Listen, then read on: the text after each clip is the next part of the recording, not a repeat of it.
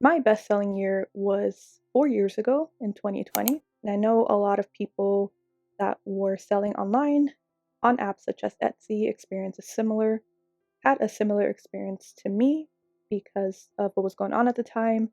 There's a lot of people shopping online. Since 2020, my shop has slowly but surely declined, and I didn't do much to revive it up until today.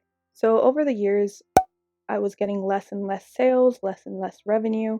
I let my listings expire until I was only down to 30, and I let that go on for quite a bit, a few years, to be honest. I was also going through some other stuff, but this year I decided to revive my shop because I do like selling on Etsy. I think it's really fun. I do it as a side hustle, but I want to put more effort into it this year. So these are the ways that I'm reviving my shop that could possibly help you too. So the number one thing I'm going to be doing, which sounds counterproductive, is to remove some of my listings. So when you make a listing on Etsy, so I'm going to be talking specifically Etsy because that is where I sell my stuff mainly. I do have other platforms, but my main platform is Etsy. So Etsy gives you about 4 months, so you have to renew your listing again for an extra 20 cents. So I decided to remove the listings that didn't make a sell in those 4 months. And my reasoning is if they didn't sell in those first 4 months, they're likely not to sell. The next thing I plan to do is rebuild my brand. So after going through my shop, I noticed that my listings were kind of all over the place, different topics, nothing really felt cohesive. So my strategy is to niche down to a few categories or topics. I will be focusing on writers and readers, and the reasoning is because I am also a writer and a reader, so I have a lot of knowledge in those departments. Plus, I feel like when you sell certain products, you should feel like you are passionate about them, which I am. I have a whole bookcase full of books. I've been writing since I was in high school, so it's something that I'm very familiar with and I love to do. So what I plan to do in terms of listings is use similar designs, specifically the ones that are popular, in different ways.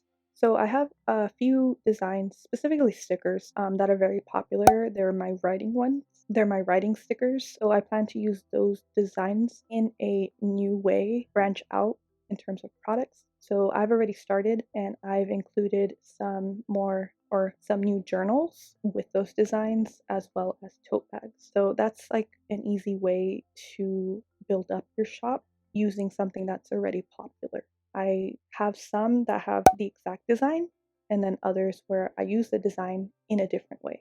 Maybe change some of the text, maybe add something else. This way, if people are interested in that design, but maybe they didn't like a certain aspect to it, they could still purchase this separate listing that works better for them. Or let's say they like the design on the sticker, but they don't really purchase stickers. They can get it as a journal or a tote bag, which are the products that I'm actually selling. I also plan to expand my shop to include decals as well, because I know that is something a lot of people are interested in, and a lot of my designs are very decal friendly. So that's another strategy that I plan to do, is just put more listings into my shop since I only had 30 at one point. Because obviously if you have more listings, you're going to get more traction on Etsy, you're going to get more views, and in turn you will get more sales because your shop is being promoted more. Hopefully it's not too dark because I think the sun just moved.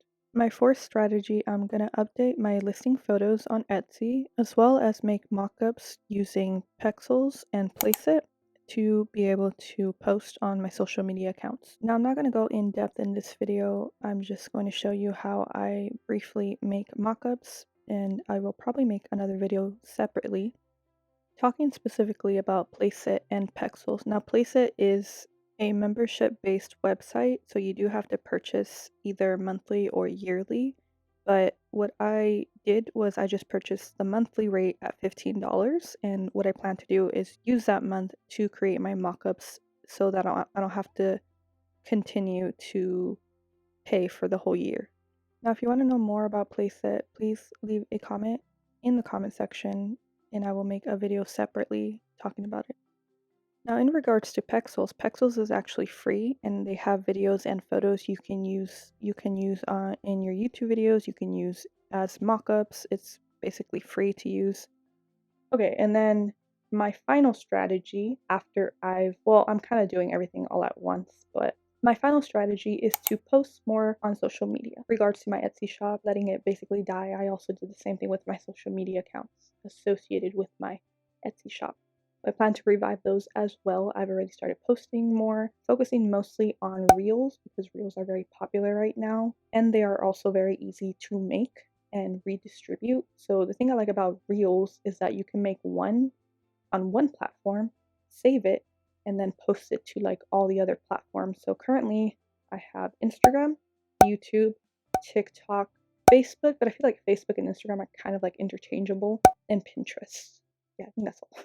So I find it very easy to come up with a video and just redistribute it all throughout all those platforms. Right now, currently, I feel like YouTube is where I get the most views and most interactions with my reels, but it doesn't hurt, to get your shop out there more in terms of, using social media to your advantage. So yeah, that is my current strategy that I plan to use in order to revive my Etsy shop and hopefully generate more sales this year. I hope this video was helpful for anyone that is also having slow sales. I will be posting a follow-up video of my progress when it comes to social media accounts and progress in my Etsy shop in general later down the line. Obviously, I'm just starting this, so that'll be future videos.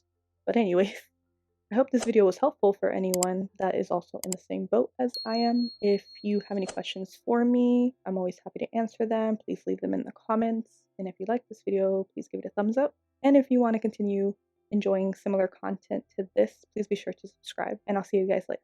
Bye.